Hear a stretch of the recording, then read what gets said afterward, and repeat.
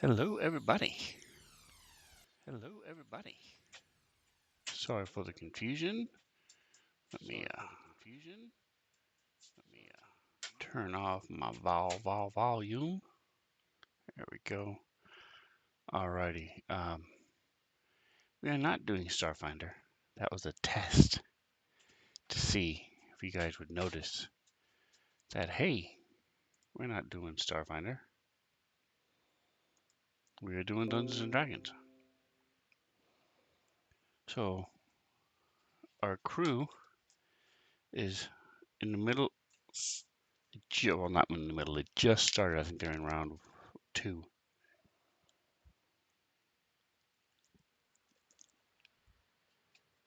Of a big boss fight. And the culmination of rescuing these people who have been taken as minors from a mine, shockingly enough. But we have no clue what we're going to be doing after this.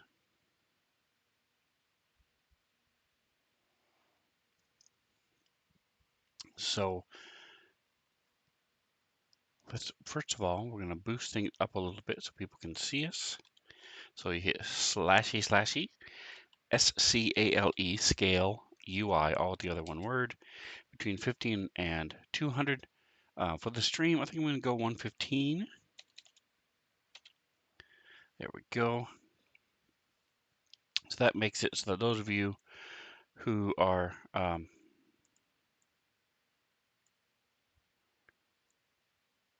we go, boom. So those of you who are watching on PC are able to see a little bit better. Once again, welcome, Atomic. Appreciate you very much. Kicking butt yesterday in Gems of War. Let's find out what he was doing today.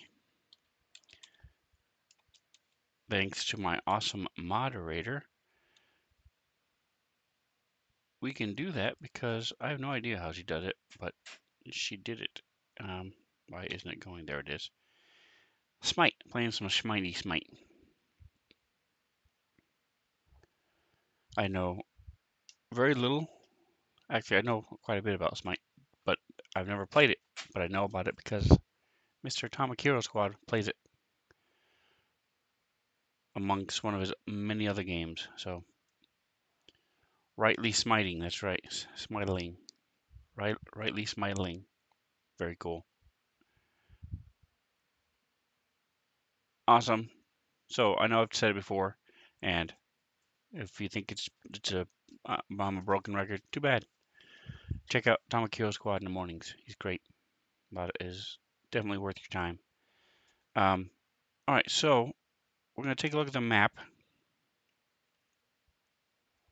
Boom. So this is the map. This is where they are. So if you see my cursor down here in this corner, that's where they are right now. They're way down here. They're going to bring the people. They've freed some of them already. And the bird people went back to Meadow Nest.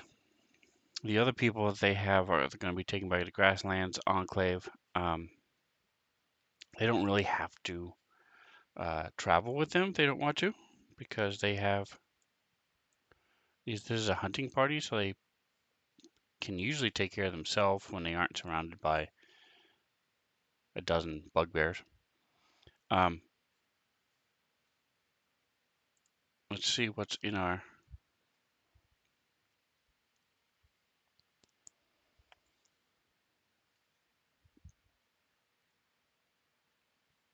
Ah, yes. Okay, so I have written an encounter for them already. So I'm actually pretty good. I think I might switch campaigns on you guys. So let's check this out. So what had happened was very cool. So I have all my pictures here. See, I had totally forgotten about this encounter. So here's the Firefly Golem. Here's the encounter. Why does it say image? This is not an image. Let's change that. So what is this?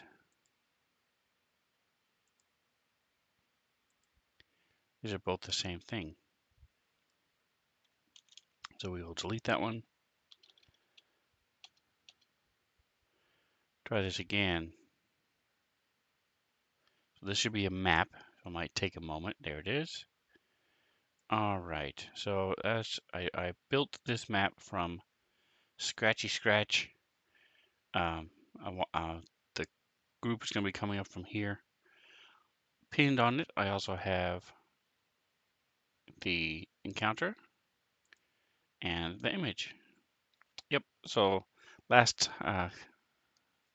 several streams ago, we built this. This is a firefly golem.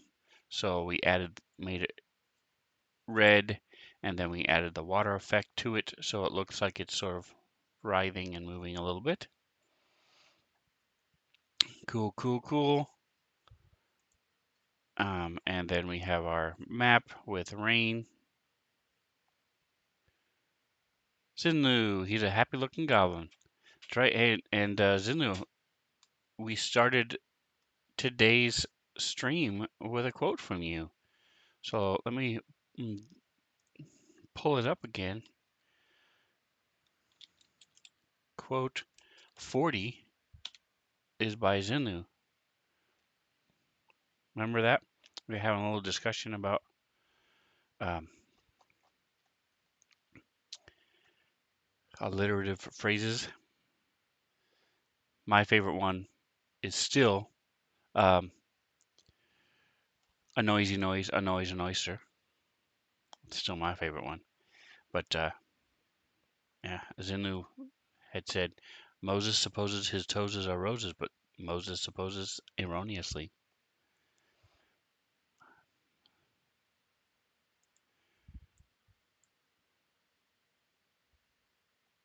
All right, so speaking of supposing erroneously,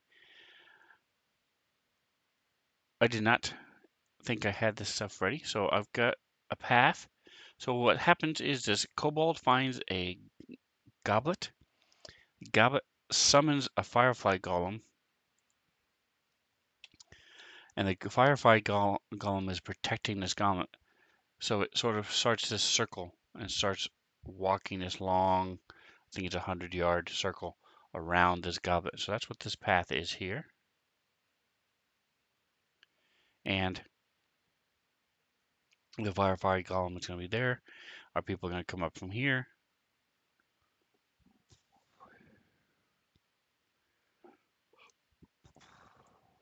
Awesome. So we're good to go with this. Right now, we'll finish. I'm just going to skim through what they're doing right this second because they are. Let me make sure my message of the day and my calendar are consistent. So, message of the day for those of you who don't know, when your players log into the Fancy Grounds, before they can even pick their character, this pops up in the middle of their screen. I like to put the map, so that's what this is, the time and the date, and then recap what's going on for people. So here's the map. Right now I have the light turned on and stuff, so we'll turn off the light so you guys can see a little bit more. It'll make a little bit more sense. Just for the moment, turn off player preview. So this is what they're looking. Well, see, this is the mine that they were in. They were in this mine, and they worked their way through, come through here, and what it is. Go back to what they're seeing. Boom.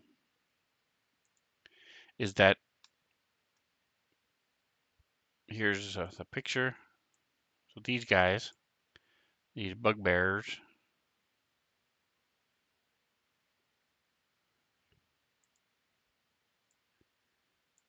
are have taken some people captive, and so our players have moved in, and there's a hole here, and I hope I have made this correctly. So the players can't see. See, if we close this off, they can't see anything over there. Um, let me check the line of sight real quick. So what it is there's a hole here that leads down 15 feet to this area where these other people are. And so the players right now are fighting these three guys, and eventually they will climb up, or the players will climb down and they'll fight them as well. Let me check a look at my, because it looks like he can see these people, and they shouldn't be able to.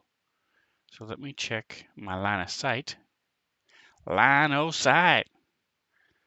There we go. Boom. Line of sight. No, they can't see it. Okay, it's just looking weird. All right. Cool, cool, cool, cool, cool. So that's the plan. See, there's a torch over here. That's why it's lit down here. They have a torch down there for the miners, the people they have captured to work with. Um, and in my combat tracker, I have all my. I don't have my NPCs. All right. I didn't add them yet just because.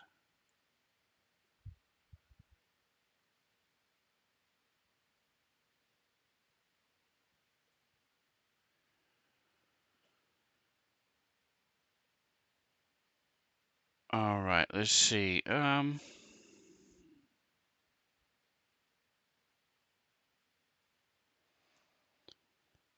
So there's a couple different choices as to how this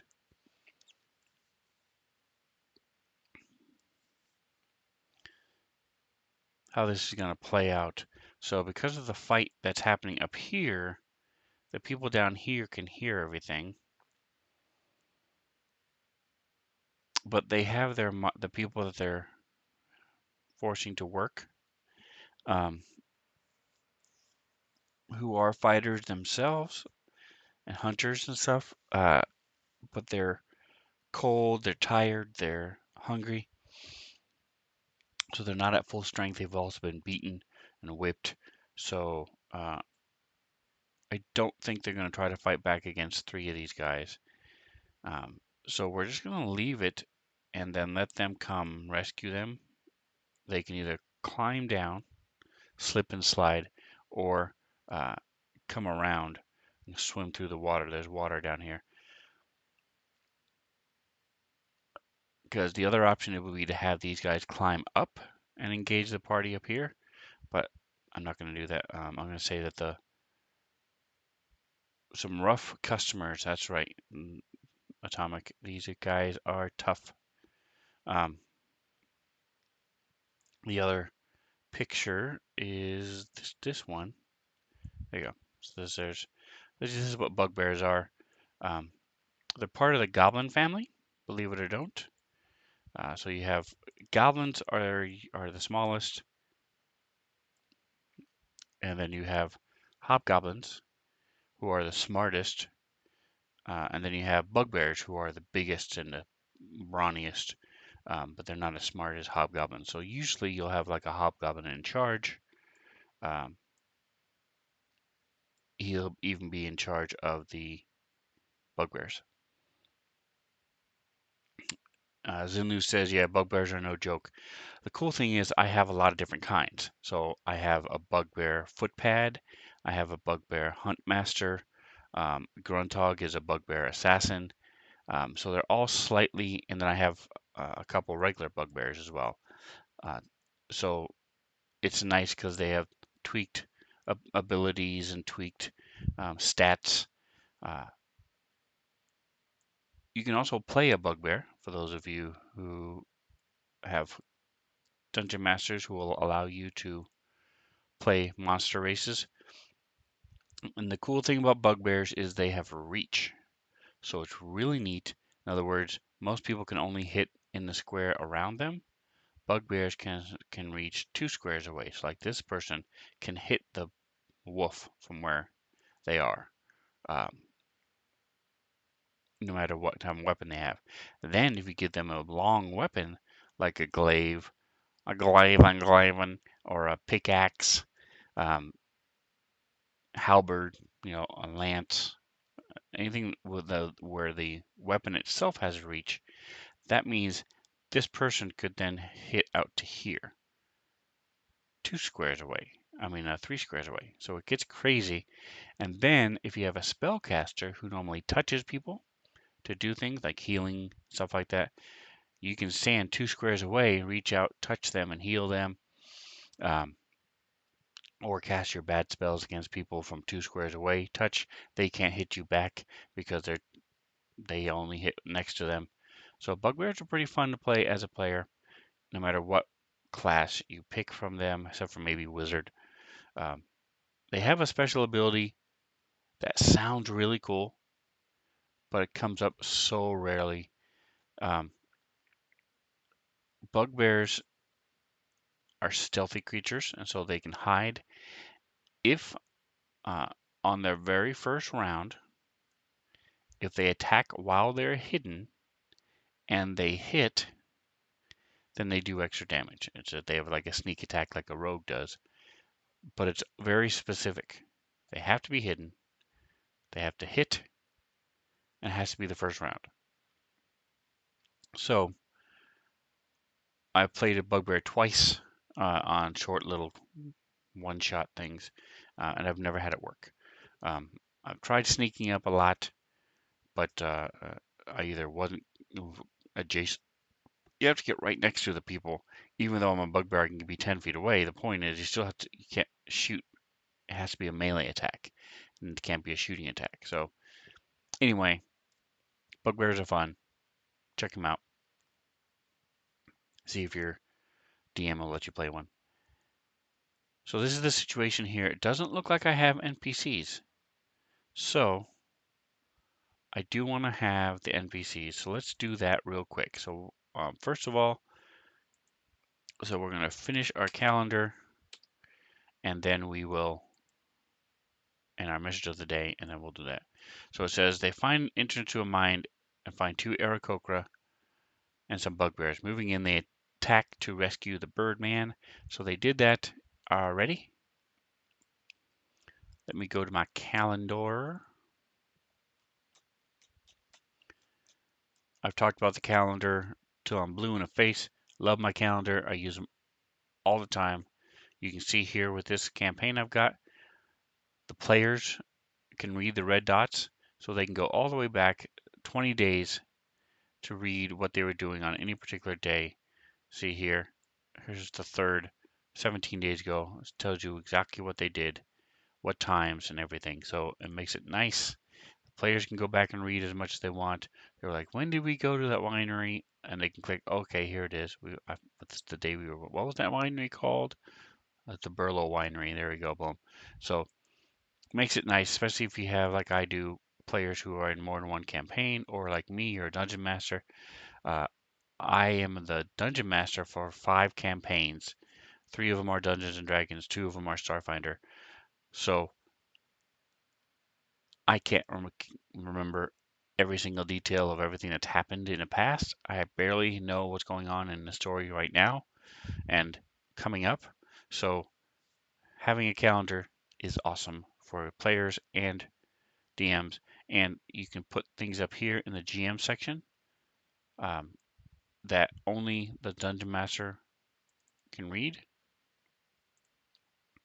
The players won't be able to see that section of it, and there'll be a little blue dot like this one right here when you do that. So I do that for things that, so like I had characters were imbued with this magic, so when they cast spells, they have a chance that a wild magic surge will happen, and that one of them was imbued with it for 2 days, and the other one was imbued with it for 3 days. So I put it in my calendar what time and the date that this effect goes away. And they can't see that. They don't know that. They don't even know it happened, much less when it's going to go away. But diseases, if somebody wants to build a magic item for them, you can put it in the calendar when it's going to be done. If bad guys' movements, where they're doing, what they're doing, Um, you can put all that in the GM notes. So it's really cool. I love it. I like it. I love it. All right, so the 20th. Um, so here we go. See, so it says after finishing off the guards, they take a short rest and head into the mine itself. Um, so what I'm going to do is just copy and paste this. Boom. Into my message du jour.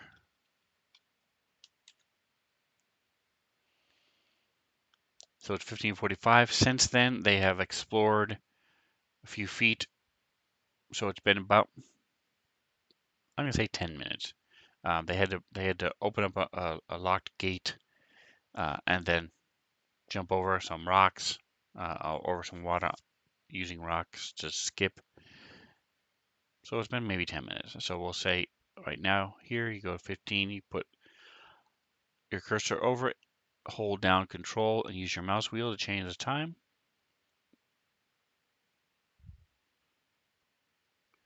It will automatically change the date if you hit past midnight.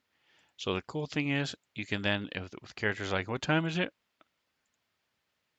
They can open up the calendar and see time, or you just go click output to chat, output to chat. So then from here, I will enter, throw this on here. The time is 3:55 p.m. The date, separate with a period. There we go. The date is Friday, 20th, second moon, 974. Boom. Then we have our picture of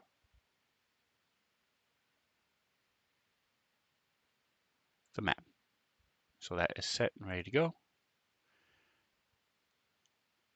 Perfect, perfect, perfect. All right, so what we want to do now is I want to build some NPCs real quick.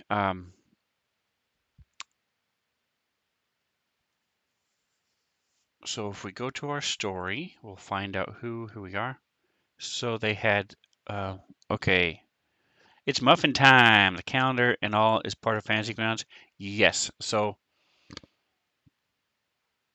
yes and no. So I use it. It's in all campaigns. I mean, all formats of Fantasy Grounds. So what I mean by that is you can play with lots of different games: Savage Worlds, Vampire the Masquerade, Starfinder, Dungeons and Dragons, 5th edition, Dungeons and Dragons, 4th edition, 2nd edition, 1st edition. So all these different games. There's the core RPG, Savage Worlds, all these different game systems. All of them have access to the calendar. And what you do is you go here to your library right here. Boom. You go down to modules, and I have a crap ton of modules, but you typically won't. What you do is go down here to the search bar, and you type in calendar. Boom, and you open up your calendars. Then when you actually, the first time you click on the calendar, it will then prompt you to pick a calendar.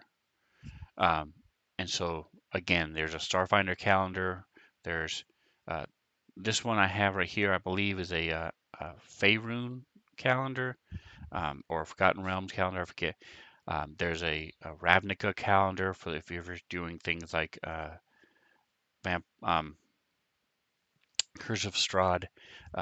There's I want to say there's 7 or 8 different types of calendars. There's also the Gregorian calendar, which is what we use, January, February, March.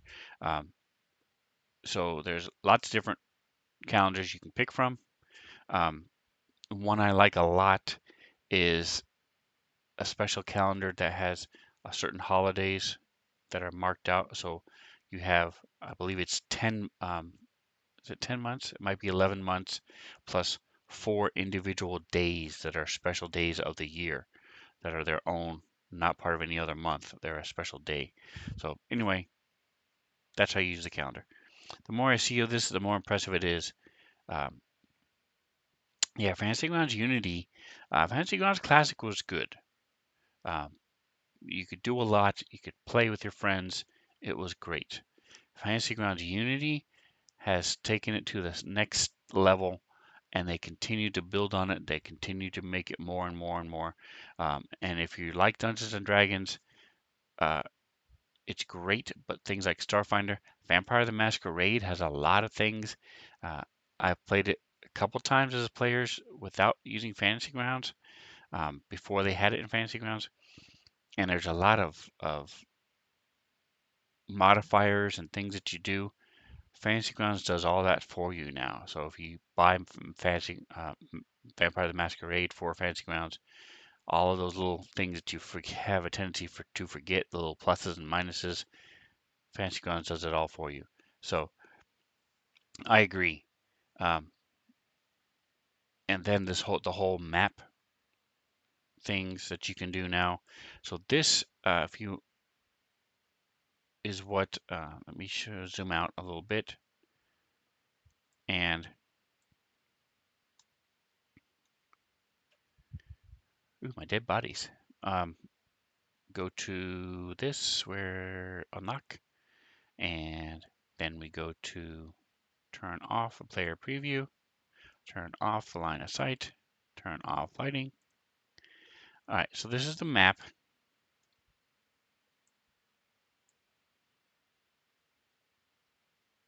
as it is right now.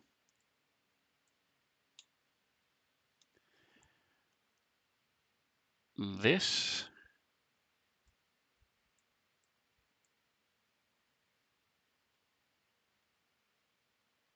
trying to get there. There we go. Boom. Does that work? No. Come on. So this is it's being weird now. Hold on.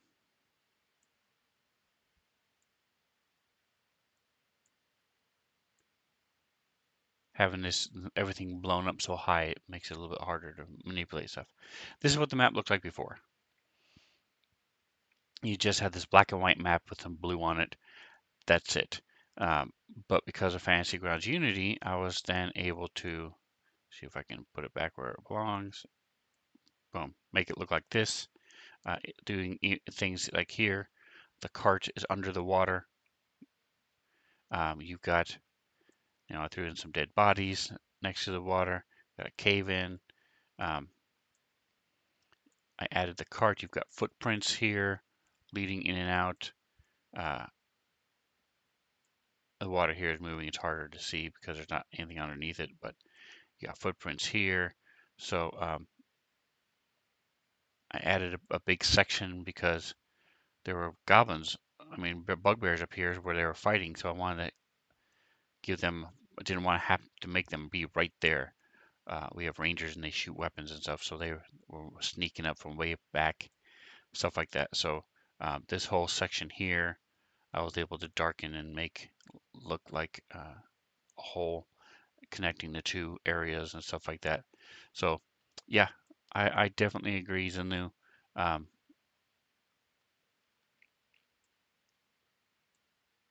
and then since they've added the lighting and the player views, I don't have to worry about any things anymore. Um, we have a Wednesday group, um, and I have a character who can't.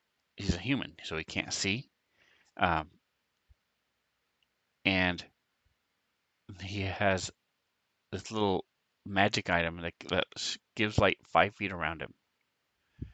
Everybody else is using dark vision and stuff, so they're running around doing fighting monsters and stuff. This guy is just wandering around, no idea where anything is. As a player, he can't see what's going on because of Fantasy Grounds. All he sees is around him, so he'll move a couple of spaces. It's like, oh, okay, there it is. Oh, hey, there you are. And well, where's the bad guy? And they're like, oh, over here, over here. So, but it's cool because before we would just hand wave all that because the player, there's no way of stopping the player from seeing everything. Now they can. Um, it's so cool how they do line of sight and all this other stuff. All right, so enough of praising Fantasy Grounds. I like it. I love it. I have seen some. There are other ones out there. Uh, they each have their own strengths and weaknesses. Um, Before, the weakness of Fantasy Grounds was there was no line of sight. So there's its biggest competitor, I would honestly say, is Roll20. Roll20 is much more cumbersome as a player and especially as a dungeon master. To do simple stuff that I can do just with one click of a button takes several different clicks, and you have to know what those clicks are to do that. Uh, Revealing sections of the map, um, doing different um, things that Fantasy Grounds does very quickly and very easily or automatically, you have to know. Um, so for players who use it that are um, coders, people, well, computer people, they love that Roll20 because they know a lot about that stuff and they can tweak it and they can use it. Um, Whereas Fantasy Grounds is much more user friendly, much more user friendly interface. There's also you don't have the map building capabilities you do in Roll20. Also, Fantasy Grounds has a ton of stuff written for it, whereas finding like this, the Jaded Bear, that campaign, you can't do it in Roll20. You'd have to write it yourself and build it yourself. Whereas this I bought and was able to just bring it right in. So the only thing that Fantasy Ground doesn't do, and I honestly don't mind it because I think there are too many situations where I wouldn't want to anyway, is that Roll20 will roll twice for every roll. So you have whether you have advantage or not, it gives you two rolls. Typically, you ignore the first one. I mean, you ignore the second one, um, and then it also rolls your damage at the same time. But again, like I said, a lot of times I'm tweaking the damage and I'm doing things before I roll damage. So I don't really think that's a big benefit, but a lot of people mention that they do like it. Anyway, the other virtual tabletops out there, um, some of them are very fancy and very pretty. You can actually have it's a three-dimensional topography where you're moving little figures around and you got actual trees and actual buildings and things like that, and they're visually really pretty. There's two or three of them out there that do that. um, some of them are just like a tabletop, so it's just like playing using a tabletop with the figures and the maps that you can build. um, and others of them where the players will actually walk, as they're slightly animated. They have these little animations that they do. um, Again, really pretty, but there's no functionality as for the rule set. So it's just like playing over the table. You still have to have your character sheets. You still have to roll dice, even if some of them have dice rollers. Unlike Fantasy Grounds, where I click a button and it determines all my pluses, all my minuses, if I hit or not. Um, you do have to do all that on your own. So it really depends on what you're looking for as far as it goes with uh, what you want in a virtual tabletop. For me, Fantasy Grounds has been great for the last, I want to say 4 or 5 years now that I've used it. I've been using it for a while, but it continues to get better and better and better and better. And they're amazing. And one of the best things about it is, yes, they do have a monthly. So your players, I'm a dungeon master or a game master. My players don't pay anything. Most of them don't pay for Fantasy Grounds at all. Um, but as a dungeon master, once there is a test version where you can do one other player and stuff like that. But if you want to be a dungeon master, you have to have one of the subscriptions. You can do it monthly, but there's also one-time cost, and they usually go on sale twice a year at least, for those one-time costs. Uh, so I bought this 5, 6 years ago, or however long ago it was, and I've never paid anything since. Now, obviously, when I switched from Classic up to Unity, there was a little bit of a uptick, so you had to buy a little bit again. But again, it was a one-time cost, and I've never paid since. Most of the other virtual tabletops out there are not like that. It's a monthly subscription. You're locked into it forever. Um, so financially, it's awesome. And if you are looking at getting into this, so uh, knowing that the dungeon master um, has to buy the books, it's just like in real life. If as in the new Atomic Hero Squad, Dan Dazzle and I wanted to get together and play Dungeons and Dragons in person, somebody would have to buy the books, um, or use the Self Online that's free. Same thing here. So what you do is you get your friends and say, Zinlu says, okay, I'm going to be the game master. So we all throw him $20. He buys Fantasy Grounds, he buys the books, and you're all set. Um, I have access to those books. All the players have access to the books as long as one person has them. So it's pretty cool. I like it. Um, I think it's most cost effective, typically more user friendly than any of the other virtual tabletops out there. As far as players and stuff, most of the time, give me one fight, takes about 20 minutes, and you're confident enough as a player who's never used it before. You're now confident enough to where you can use it and know 90% of what you need to do to play D&D. And um, the cost is great. So a lot of fun. I love it. I like how they have the dice sounds and stuff, and they're talking about making sounds next. So that'll be cool if they have a soundboard to where you can make different sound effects happen. Okale dokale. So here we are. Let's get back to what we're doing. So what we're doing is they were rescuing these. So the story is these bugbears had found a map. They were playing poker, I believe, and they won this map from this guy about a jade mine. Uh, and so they had the leader of this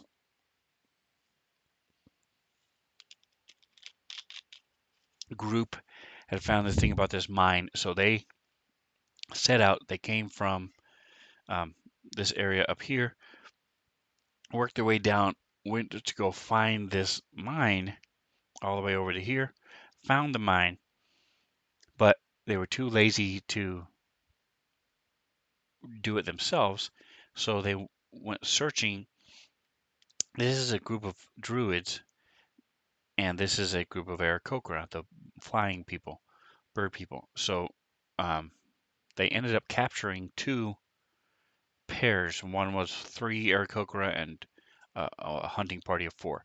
So these 7 people they brought back uh, and made them mine. So that's what the group was doing. It was rescuing these people. And they've already rescued the bird people. Now they still need to get the rest of the people out. So I'm looking here at my story. Click. Here it is. All right, to find where it was. Here it is. Okay. So the Grunthog has captured 2 of the Aarakocras from Meadow Nest. Karakai and Iwa was killed, and a hunting party of 4 from the Grasslands Enclave.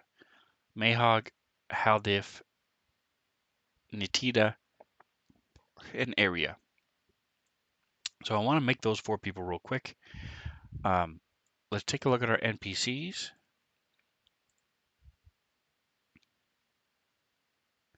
So I'm looking for things like a scout, like or a hunter, things like that. Hold on a second, I just made. So this, as you can see, is too big. So if you hold Control, click, Nope. See, I'm dragging the person again. So this, there we go. So if you can change the size of your window. So again, what the difference was when I clicked within here, I'm grabbing the NPC. So if I do it in a frame here, now click and move, I can move the window as I want. All right. So I'm looking for scouts. I'm looking for half elves. I'm looking for druids. So let's start or rangers. So let's just go with the class and see what I have here. Druid. All right, so I've got these. Good. And then let's go with ranger. No rangers. Let's go with hunter. All right, so I have the only humanish. What is this foe hunter? Let's see. What is this? This is a 13th level spellcaster. No. Okay, and then the last thing I wanted was, did I do range? I didn't do no rangers, hunters, scout.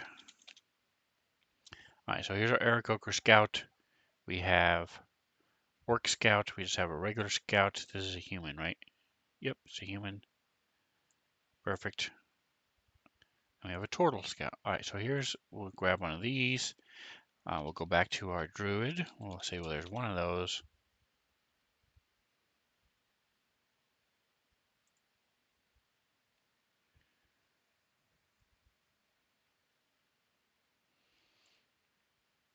Nice little picture with a little otter friend.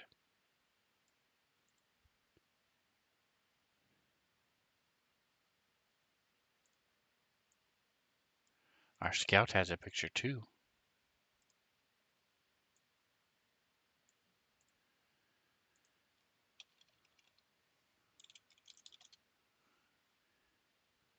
All right, an eel folk hunter. um, okay, I'm curious what that looks like. Okay, like a lizard man, sort of. Okay, so let's see.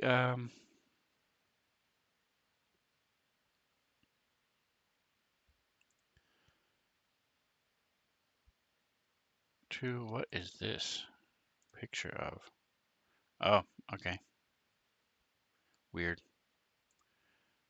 I don't care for it. I don't like it, but we're gonna use them as we go. All right, so we've got three of our people. We have a scout, a bounty hunter, a druid. So let's go with, let's see what kind of F. Any elves at all? Wow, okay. How, could just do a bandit. We'll just do a bandit for the last guy. We'll use a bandit. All right, so what I'm going to do is, what I should have done all along, my bad, is take this, I'm going to go up here to, here we go, Luthien's Adventures. So you click and drag it a little bit and let go. What that does is it makes a copy. Some of these are locked. Let's see, will this let me unlock it? Yeah, see, so I can't even change this at all, to change the name, to change anything, because it's from the monster manual. But if you make a copy like here, now I can open it and I can change it and do whatever I want to do with it.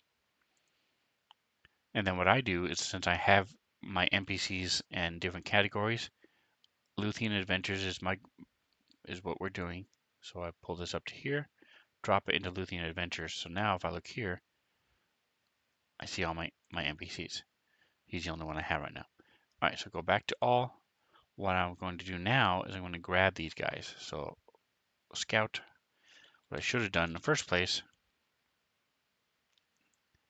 make a copy, throw this up here into Luthien Adventures. Oops, that was the wrong one.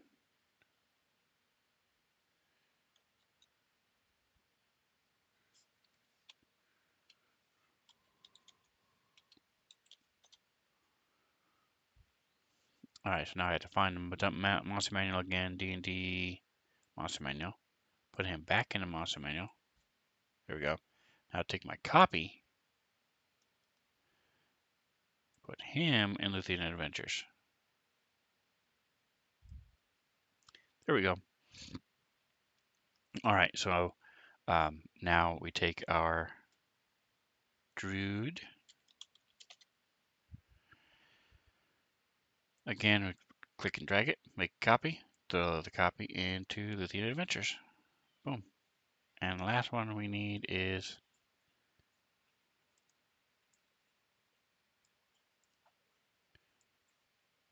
one, two, three. What was the fourth one we had? Huh? A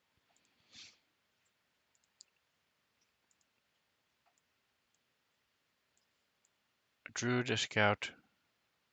Oh, Bandit. All right, what have we got?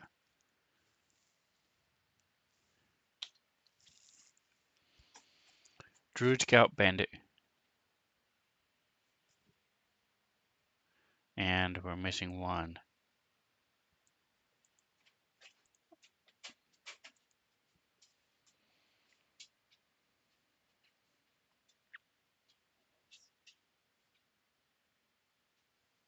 I think I'm just going to use 2 Scouts. So we'll take and double it. Boom. Copy. All right, so that works. Now what we're going to do is I'll open them all up now that I have the copies here.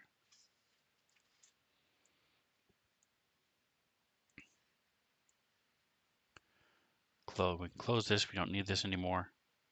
And what we're going to do is then give them the names and assign them the names of the people here. So Mayhog is a human, so we'll make him the bandit. Open it up. Boom. Mayhog. He is type, we're going to say humanoid, any race, human. So now I'm done. I mean, I don't need to do anything else. All we're doing is just filling this in anyway, just giving them so that he has a space.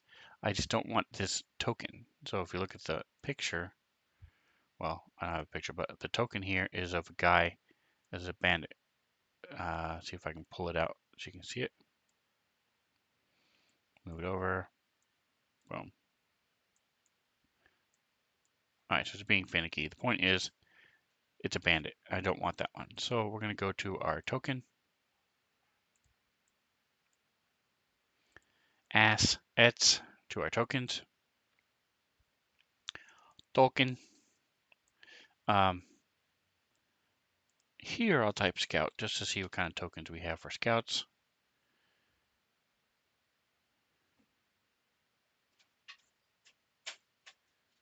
Here you go. I like him.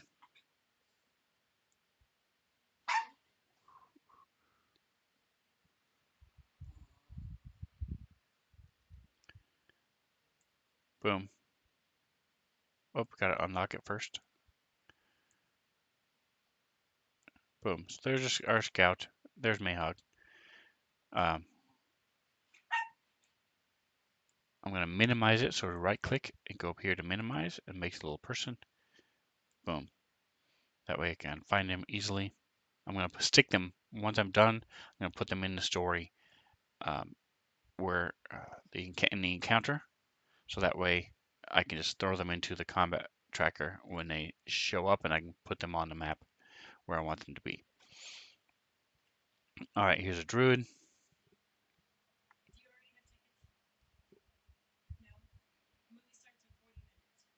Okay.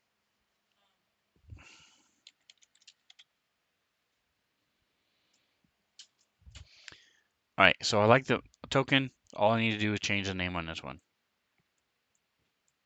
And so we're going to, boom, half elf. So we're going to go with, just change the race. So it's not all I need to do. I forgot. Half elf. There we go. And her name is Haldef. If you want to be perfect, you can go into change the racial stats according to elves. So what type of elf you want her to be, a half elf. Like they get a plus to that and plus to this and stuff like that. I'm not worried about it. This is more fillers than anything else. Oops, what happened to her name? Oh, I put it in. Hello. I've got my dog barking. I've got my wife talking to me. Hell diff. There we go. Boom, boom. Right click, minimize it. There we go. Now we have another scout. This one picture is a female. So this is Natita. Natita, also half elf.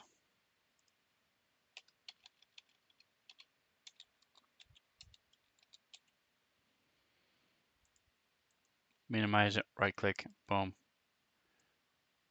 There's 3.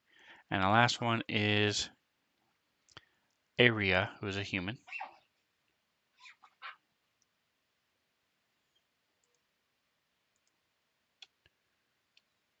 Aerea. Aria, or however you want to pronounce that, and she is human.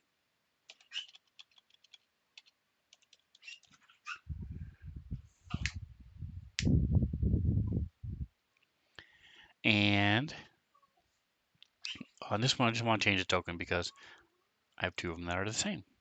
So we'll come here. We will go to, let's just go Hunter and see what we have. There we go.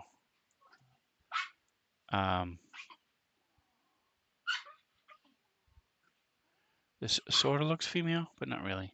So let's try Ranger. Cool. There we go. I like her. It's a neat little token.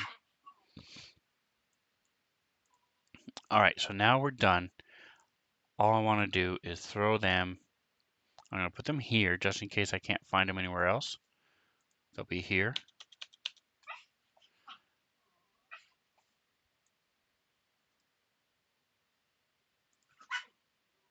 And you'll notice as you put them in there, it says NPC.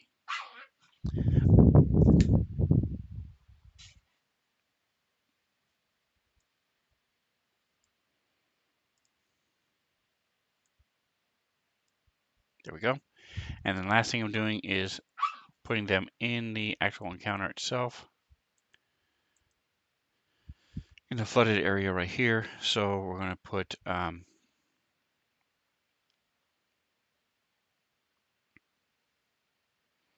we'll go to the map, and because that one has, this one is built to have for several different character levels.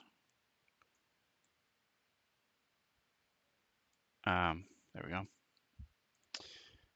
right, so I'll do that later. I'm just gonna open up the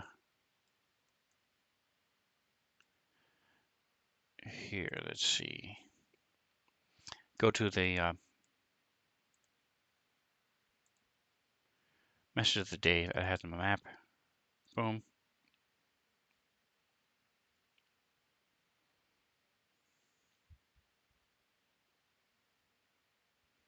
All right, so here's,